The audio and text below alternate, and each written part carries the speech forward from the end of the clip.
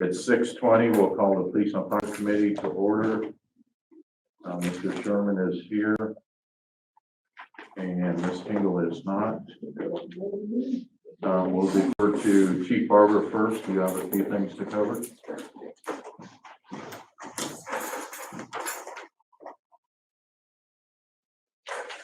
So the only thing I have for the committee tonight, under requesting the staffing orders for the fire department to change to add more available part-time members. Remember, that doesn't change the amount of shifts we have covered. It only changes the available members we have to cover the different shifts. Talked with Taylor, try to get an amount on what those would cost us. Besides my uniform allowance that I give the members, we're looking at PWC coverage, which is minimal. It's actually so minimal that Taylor can give me a good number, because we pay the income of the money at the beginning of the year, and then they charge us towards the end of the year. So the only really difference I have in money is looking at uniform allowance, and I can eat that in my budget now.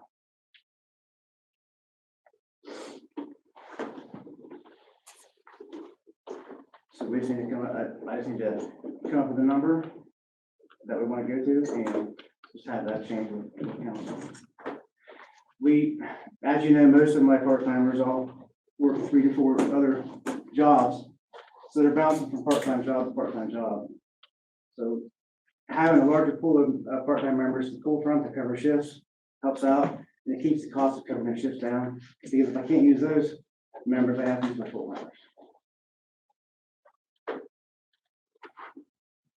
That was really the only thing I had for the community tonight. So do you currently put 3 part-timers on, I mean, not at the same time, but at different intervals in the shift? No. I currently have 7 permanent part-time firefighters, which means firefighters have already passed the civil service testing process with a probationary period. I put 4 provisional on a couple meetings ago. Those members still have to test. So before December 20th, those members will have to pass the civil service test. That's how provisional works, is based on the test. We added 3 temporary part-time members before the last testing process to help cover shifts. Those were qualified volunteers that have been pulled up before, that meet all the minimum requirements, and they would help cover shifts on a temporary basis until we can get a good list. So our list is exhaustive. I actually had a recommendation to go to council tonight for another part-time member, but I can't do that yet unless we amend the staffing ordinance. I don't know if you can do that tonight, because I guess we'd have to have that ruled out by the lawyer. Right, but as long as I can get the go-ahead, we can start that process. Gotcha. Question, please. Yes. Did you say that you pay for your uniforms, or the part-time people pay for their uniforms? We have uniform allowance in the contract, so You both, do? yes. Okay, now what was that when you said he asked you and you pay something back? Or did I misunderstand? I think you misunderstood. So the only fees that we really have that are associated with this would be BWC coverage, Oh, which is insurance coverage through the city, and the uniform allowance is set up for each member. thank you. And I can eat there's no encumbrance of money. I can take care of that uniform allowance within my budget. If I could add real quick, the BWC coverage is a percentage based on hours paid, or excuse me, wages paid. And the chief and I talked about it would not add to his hourly schedule. So BWC coverage would be minimal. It would be the same as, almost the same as we're paying right now. And like I said, and this doesn't create positions. The only thing this allows my pool of firefighters I had to pick from and picking shift, picking orientation for shifts. It allows a larger pool. So it allows us to more easily cover shifts and lower rate of pay. I have no problem adding all these people, it's fine. We're not really incurring anything, it just gives them a bigger pool to pull from. We have the staffing ordinance calls for 13, allows for 13 part-time firefighters right now. I would increase it at least to 18. I know around number 20, but I need to also pay attention to my budget as well, as far as uniform allowance goes for the year. So 18 or 20 either way, I guess it's not a whole lot of money. How much is uniform allowance generally? For the part-timers, 300 annually. You're always within your budget every year, aren't you? The only problem we've ever had was when we had issues with the truck. So we could probably do 20. I think 20 would be doable. It's not like I'm gonna be able to fill those positions immediately. But I do have a couple more that we can pull up. How many full-timers are you down? I have, one full-time position that's open, that will come to council tonight. That's been posted in-house Gotcha. and should get filled tonight. So then my full-time staffing will be full. Yes, go ahead. I like the idea of the 20 because it would just give you a bigger pool to choose from. And when you have a fire, you need to whomever you can get and call and get to the fire. It doesn't be, oh gee, if we had more that, we could pick from, it would have been difficult. But when you need them, you need them. And if it doesn't really cost hardly anything, it would be a great advantage to our city. The way we've got it designed, it's very minimal. There would be a cost every now and then if we have an off-duty run or an all-call. But because our members work other jobs elsewhere, it's really hard to get the part-time members in for all calls. So that would be minimal as well. Any other discussion? Yes, Can I ask Harry a question? sure. When you painted fire hydrants, you said you painted the ones, what color are the ones that are available to use that are in good shape? So they're painted based on water flow, so that us and other departments that show up, we can look at the bottom of the hydrant, the top of the hydrant, and we know what kind of water flow to expect. Then that's for you to know, not us, huh? Well, it's an NFPA thing, it's a fire department thing, it's for us and the local fire department. Well, I just wondered if they all worked, We're When I actually, contacted you a while back, they didn't all work. right, we're really good on hydrants, there's a couple that need some maintenance, other than that, we're pretty safe. Okay. Yeah, you just did an upgrade on those just a few years ago, right? Yes, Yeah, that's- there was quite a few that were out, but now they're all. yeah, utility guys have really been helping out a lot Yeah. with getting us that taken care of. Thank you. Anything else? Thank you. So you'll get that information to Devin for legislation? Mhm. Okay. Yep. Chief Tolliver, you're up. Officer Bale suggested some changes to the city's 24-hour parking ordinance. There's a limitation on continuous parking. So the revised version he's come up with is no owner, agent, operator, or other person in charge of any vehicle shall permit the vehicle to remain parked, standing, or abandoned on any street for a continuous period longer than 72 hours, after which time the vehicle is subject to ticketing and or removal. Vehicle must be moved every 72 hours. Vehicle must be moved no less than one space or vehicle length from the starting position to the next available legal parking space. So whoever violates this section shall be fined not more than $25, and vehicles in violation of the section may be subject to removal. So just, it's more specific than the previous ordinance we had, which just states no vehicles may be parked longer than 24 hours. He noticed this issue with it and wanted to make it more specific, and I support his changes for that. Yeah, I think that's a good idea, because there's, like I said, on weekends, I don't go anywhere, my truck doesn't even move. Yeah, I think 72 is a lot more fair for everyone. I think so, because there's a lot of people like that, and, they don't leave their house or whatever. So that does definitely, I mean, let's face it, we all know which cars have been sitting there for a year or 2 months.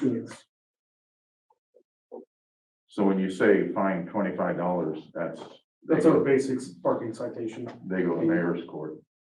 Typically, no, it's just a No. fine they can come in and pay. Okay. They don't have to appear for it. Devil's advocate, what about someone, say, goes on vacation, leaves your car sitting there a week? Maybe we should put something in there to where you can come to City Hall and get a special sticker or something to some kind of way to notify. Yeah, that, you know, hey, my car's gonna be sitting here for 2 weeks because I'm going on a cruise. Come up with something like that. So, yeah, let me put that in there. That's a good idea. What about expired tags? What do we do? I believe that's covered under a different ordinance involving junked or abandoned vehicles. Would they, Tag vehicles on the street. yeah, would they be impounded or, I mean, or given, Yeah, they could be Notice given and then- citations and towed, yes. and then towed out and put into like, let's say Doc's towing that? Yes. They impound, yeah. Years back, what we used to do too was the street cleaner. And we'd have every other day, you know, on a Tuesday, you had to be on the right-hand side, on a Thursday, on the left-hand side. What that did was with all of your storm sewers, because you have so much trash underneath those cars and dirt and so on, all it does is go right back into the storm sewers. So it really creates a big problem. So I mean, and the sweeper can't sweep. I mean, it just goes in and out and in and out. And I just think that that's something to look to. Yeah. You know, to be able to maybe get back to that or get to some portion of that piece. Yeah, so But- I'm more than aware that, you know, there's a lot of cars that need gone, that just sat for a long time, but our manning's low, and we got a lot of other cases going on, so. Well- Unfortunately, they kind of, Couldn't, parked cars is kind of falling towards the bottom of the. Yeah, priority but list. some of those have been out there for a year or so.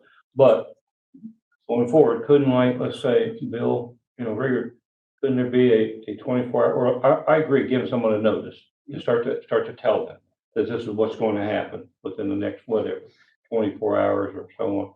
But if he put a sign on it, you know, something or a sticker just on there, I know that's not, then it goes on to you, because I believe in what we had in our legislation was that back years ago, you know, the chief had to go ahead and then have Doc towing whoever, I'm not, you know, and then sign that ordinance for him to be able to go and tow that car. I think that's how we used to handle it years Yeah, back. we have it's a similar process. But some of these vehicles, not blaming you, I'm just saying, been sitting around for years. Oh, I understand. And I know nobody in here, I don't think anybody in here, but like if I park my car or my truck in front of your house and let it sit there for a year, I don't think anybody would want that. So you know, they're taking advantage of us, big time advantage. But I think Bill could at least stick or something and then go from there. That's my thought process. Well, because it's a legal thing, Bill can't. I'm not That's saying, the code. I'm not saying Well, I for, mean, sticker. he can't put a sticker on that says you have 24 hours to move. No, that's something that each one has to do. And actually, there's a ruling out of, I believe it's the Sixth District Court of Appeals, through a case out of Michigan, that you're no longer allowed to mark a vehicle due to being. Right, but you can chalk it under the tire, correct, on our street? You can chop around the tire, but Right. you can't touch the vehicle due to being a I'm- violation of the Fourth Okay, well, we'll chalk it, then we'll chalk it under the tire, around the tire. But again, if we don't do something, you're just gonna have nothing but cars everywhere, and you got them already. I mean, you got the ones down across from McDonald's there, there's crap, I mean, stuff's just full in there, and now they packed them all the way up, so you can't see the plates, so they're not legal.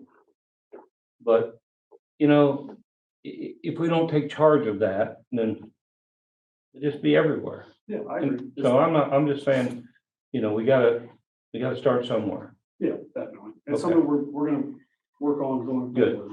It's Okay. not just, you know, completely forgotten about. Yeah, okay. And I think once you start hitting one or two of them. They'll go pretty quick. They'll start getting the word out. No, I don't disagree with you, Stuart, but I want to keep in mind people who work from home as well. Yeah. And maybe retired folks too. Maybe don't go somewhere every day or every 2 days, something like that, so. They do, Make sure we but got common sense built in. when we got grass growing up through them, But that's different. I mean, I'm telling you, I can take you to a lot of places. Oh, And I bet I can show you 50 Longbrook Street. in this town. That's where I found. And you wouldn't like it in front of your house. Oh, no. I don't like it in front of my house or anybody else's place. And some people even have off-street parking, but won't use it. I just want to make sure people who, Yeah, you know, don't deserve that, don't get it. but yeah, but you're right. Once you get the word out, Right. once you start getting the word out, they'll start. My officers have a lot of common sense. I really trust in their ability to I'm sure they do. use their discretion. Yeah. When it comes to those kind of things. That's good. Any So- other comments? You have something? I would be okay with giving this to legislation, maybe put emergency on it so it can get activated pretty quick, but I'd also want to see something written in there with, if somebody does go on vacation, they can come in and get a pass or get something that they can mark their Just give us a car. notification. I'd like to implement Yeah, some kind of, vacation check system too, for the city. And that could be part of that. You might be able to use text my gov to kind of facilitate that too, make it easy to see. you know, I'd like to see that in there so people understand and realize, you know, if I do go on vacation, I can just let the police department know. You know, I won't have my car when I get home. Yeah, that'd be horrible. So does the ordinance address people with handicap parking spots? Specifically, no.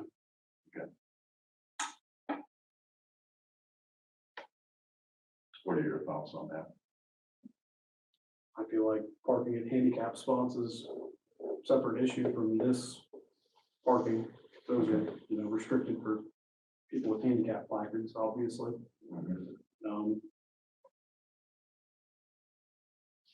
Suppose if there were an issue where someone say was parked in your handicap spot outside your house, other than you, it could be, used in that circumstance. But Yeah, that's a touchy Now- area. Yeah, 'cause that's public parking. I mean, if there is like a handicapped person who goes to that church and yeah, it's space is still, open. handicap spaces are still public for anyone who's handicapped, obviously.